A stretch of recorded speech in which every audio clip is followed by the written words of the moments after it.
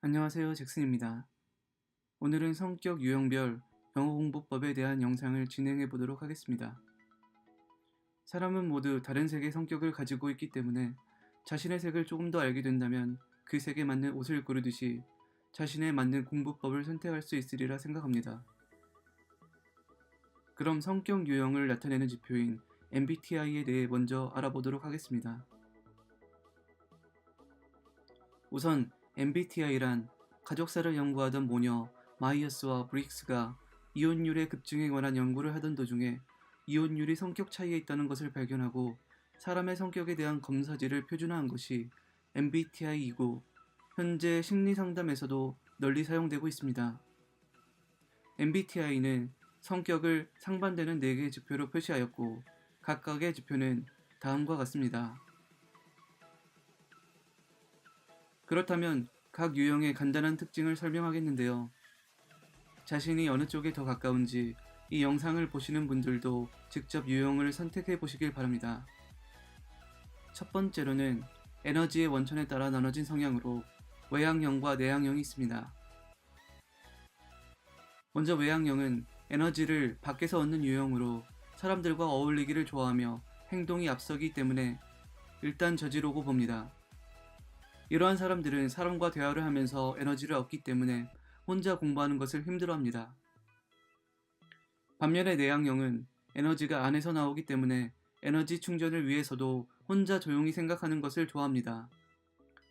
시끄러운 곳에 오래 있으면 금방 지치고 조용한 곳에서 집중이 잘 되며 여럿이 하는 토론보다는 편한 사람과 1대1로 이야기하는 것을 좋아하며 생각을 너무 지나치게 한 나머지 행동으로 못 옮기기도 합니다. 둘째로는 사물을 바라보는 관점에 따라 나눠진 성향으로 감각형과 직관형이 있습니다. 감각형은 경험과 기존 체계를 중시하고 실제로 피부에 와닿는 것에 동기부여가 되며 막연하게 추상적으로 생각하기보다는 단계적이고 구체적이기 때문에 여행을 갈 때에도 계획을 꼼꼼히 짜는 유형입니다. 직관형은 기존의 틀을 깨고 싶어하며 상상하기를 좋아해 이론, 원리 등을 밝혀내는 데 호기심이 많습니다. 준비 없이 상상만으로 도전할 수 있기 때문에 여행도 일단 가면 어떻게 되겠지라는 생각을 하기 쉽습니다. 상상을 좋아하기 때문에 내가 만약 할 수 있다면이라는 좋은 미래에 대한 기회로 동기부여가 될 수 있습니다. 셋째로는 어떠한 선택을 하는 데 있어 이성 혹은 감성을 따르냐에 따라 나눠진 성향으로 사고형과 감정형이 있습니다. 사고형은 칭찬에 인색하고 지적하길 좋아하며 논리적이라서 원리 분석을 좋아합니다. 다른 사람의 슬픔을 먼저 공감해주기보다는 논리적으로 상황을 판단하고 대안책을 내주려 하는 성격으로 공과 사를 잘 구분하며 불공정한 것에 분개하는 유형입니다. 감정형은 다른 사람의 관계와 조화로운 분위기를 중요시하고 타인의 장점에 대한 칭찬을 잘합니다. 분석적인 것보다는 소설과 같은 문학에 대한 이야기를 좋아하며 드라마를 볼 때에도 감정이입을 하여 잘 울거나 웃게 됩니다. 학창시절에 좋아하는 선생님의 과목에 성적이 좋았거나 칭찬을 받으면 동기부여가 되어 더욱 열심히 하는 것이 이 유형의 특징입니다. 넷째로는 이를 추진해 나가는 방향에 따라 나눠진 성향으로 판단형과 인식형이 있습니다. 판단형은 공부를 하기 전에 주변 정리가 되어야 공부에 전념할 수 있다고 생각합니다. 또한 계획과 목표를 먼저 세워 정해진 틀에 맞춰 나가려고 노력합니다. 하지만 이러한 계획이 자신의 뜻대로 되지 않았을 때 극심한 스트레스를 받게 됩니다. 인식형은 주변이 정리가 되지 않았어도 개의치 않으며 시험이 다가와도 계획을 세우기보다는 벼락치기를 통한 순발력으로 대처하려 합니다. 공부를 하다가도 컴퓨터를 하거나 다른 곳에 집중하는 등 자연스럽게 마음이 이끄는 대로 움직입니다. 계획적이지 못해 과제나 준비물을 잊기 쉽고 그때그때 생각나거나 보이는 것에 집중을 잘하는 편이어서 순발력으로 대처하는 것이 이 유형의 특징입니다. 각 유형별로 어떠한 특징을 가졌는지 알아보았고 이 영상을 보시는 분들도 자신의 성향이 어디에 가깝다 생각하는지 어느 정도 정리가 되셨을 거라 믿고 각 유형에 따른 공부법에 대해 설명드리겠습니다. 우선 외향형은 에너지를 밖에서 얻으므로 책을 통하여 조용히 혼자 공부하기보다는 다른 사람과 어울릴 수 있는 언어 교환 모임이나 전화, 화상 통화를 이용하는 것이 좋습니다. 외국인 친구를 만드는 것이 가장 좋은 방법이겠지만 카페 같은 장소를 활용하여 활동적인 수업이나 스터디를 하는 것 또한 대안이 될 수 있습니다.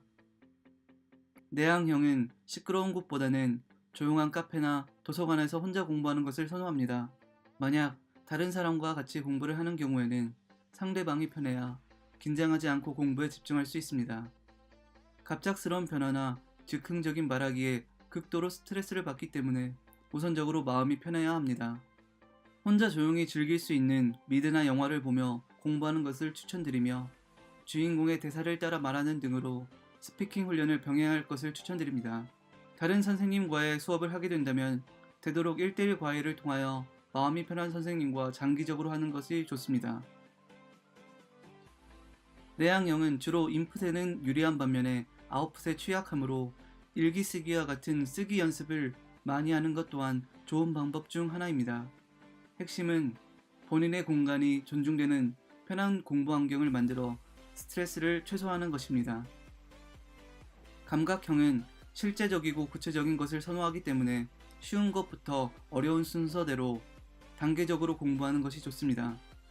또한 경험과 구체적인 사실을 잘 기억해내기 때문에 상황극을 통하여 실제라는 분위기를 조성하여 연기한다면 쉽게 자신의 것으로 만들 것입니다. 예문을 통하여 공부할 때에도 익숙한 장면이나 실생활에서 겪을 수 있는 내용을 활용하는 것이 효율적입니다. 감각형은 세부적인 것을 너무 중요하게 여겨 큰 그림을 놓치는 경향이 있으므로 문법의 정확성보다는 때론 문형의 패턴을 통해 그 안에 있는 문법을 자연스럽게 습득해 나가는 것도 좋습니다. 직관형은 그때그때 변칙적인 것을 좋아하며 전체적인 흐름을 미리 알려주고 반복하거나 틀에 박힌 것을 싫어하므로 주입식 공부는 되도록 피해야 하며 이유를 이해하며 배우는 것이 효율적입니다. 다른 사람과 같이 공부할 때에는 창의적인 생각을 이끌어낼 수 있도록 분위기를 조성하고 직관대로 흘러나갈 수 있는 자유주제 회화가 좋습니다. 주제는 상상력을 자극하는 것을 선택하는 것이 좋고 큰 습을 보는 대신 나무를 놓치기 쉬우므로 디테일한 부분을 놓치지 않도록 필기하는 습관을 들여야 합니다. 감정형은 깊은 배려를 필요로 하는 주제가 학습 동기를 자극합니다. 어떤 사실에 대한 분석보다는 감정적인 부분에 움직이게 되므로 감정이입을 할 수 있는 드라마나 영화를 통하여 주인공의 대사로 공부하는 것이 좋습니다. 또한 학습 목표가 인간적인 목적이나 인간관계에 있을 때 더욱 가치를 두기 때문에 친구를 사귀어 감정을 나누는 것을 추천드립니다. 감정형은 감정의 기복에 따라 학습의 기복이 있기 때문에 부정적인 감정을 다스리는 것이 중요하고 같은 목표를 가진 친구를 옆에 두고 격려와 안심을 느낄 수 있다면 더욱 동기부여가 됩니다. 사고형은 공부를 해야 하는 명확한 이유를 찾아야 하고 싶은 마음이 생기게 되는 유형이니 자신이 왜 영어를 공부해야 하는지에 대한 타당하고 구체적인 이유를 먼저 생각해야 합니다.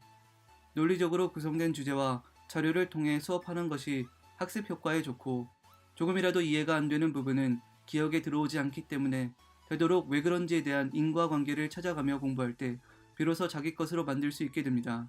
논리적 설명을 통하여 공부할 수 있는 어원과 역사적 배경을 공부하시기를 추천드립니다. 판단형은 공부 전에 모든 준비와 정리가 잘 되어 있어야 직성이 풀리는 타입으로 목표를 정하고 틀에 맞춰 실행하려 합니다. 꼼꼼한 성격 때문에 때론 너무 빡빡한 일정을 짜서 스트레스를 자초하는 타입이니 계획 사이에 약간의 여유를 주어 긴장을 풀어주는 것이 필요합니다. 뚜렷한 목표 설정을 하는 것만큼이나 그에 따른 결과 및 효과가 나타난 것을 중요시하기 때문에 큰 목표보다는 하나씩 클리어해 나가며 만족감을 느낄 수 있어야 합니다. 이를 위해 매달 토익 시험을 치르고 성장 결과를 확인하는 것과 같은 지속적인 동기부여가 중요합니다. 판단형은 계획대로 되지 않았을 때에 스트레스를 받을 수 있으므로 즉흥적인 수업보다는 패턴을 알려준 후 이를 활용할 수 있는 수업에 참여하는 것을 추천드립니다. 인식형은 집중할 수 있는 시간이 짧기 때문에 일정 시간마다 수업에 변화를 주어 흥미와 재미를 잃지 않도록 하는 것이 중요합니다.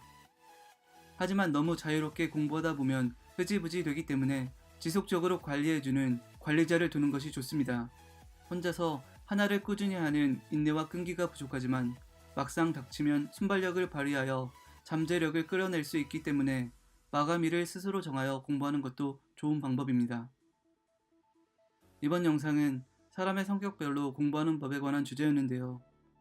많은 사람들이 자신의 색을 잘 모르고 살기 때문에 난 왜 이 모양일까?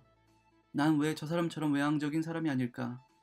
혹은 왜 저 사람이 싫고 저 사람과 안 맞는지에 대한 이유를 못 찾는 것 같습니다. 저 역시 외향적으로 살아야 성공한다는 주변의 말들에 제 스스로를 바꾸려 했지만 결국은 자신의 색을 이해하고 존중해 줄 수 있어야 비로소 앞으로 나갈 수 있다는 것을 알게 되었습니다.